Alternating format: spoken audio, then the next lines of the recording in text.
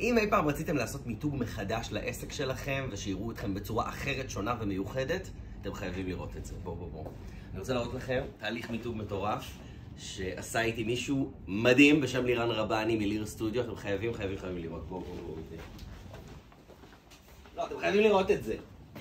בקיצור, בחודשים האחרונים, הבן אדם הזה פשוט לקח אותי צעד אחר צעד, ועזר לי למצוא את ה-DNA שלי. אני רציתי למתג את המותג האישי שלי. יש לי חברה שמעבירה קורסים של התפתחות אישית ותהליכים אישיים אחד על אחד, ואני רציתי בתור פרסונה לבדל את עצמי מהחברה, מהקלירינג סנטר, מהמותג הכללי, וליצור בעצם איזשהו קו נקי, ייחודי, מיוחד, שמשקף את מי שאני, ובעצם למתג אותי באופן אישי, את דון שאול.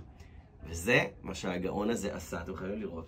אז קודם כל, אחרי שעברנו את כל התהליך המטורף הזה, הוא עשה איתי ממש מיתוג מלא, ספר מיתוג מטורף, אוקיי? שאתם חייבים לראות פה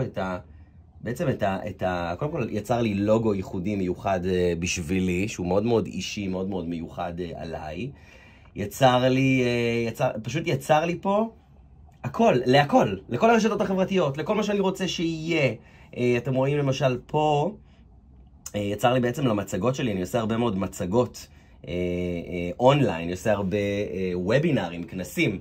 אז יצר לי פה איזושהי מצגת מטורפת, שפה, הכל ברמה הכי גבוהה. אני יכול להגיד לכם שכל בן אדם שראה את הדבר הזה, מאז שקיבלתי את זה ומאז שהתחלתי להעלות את זה לרשת, פשוט התחרפן. כאילו, וואו.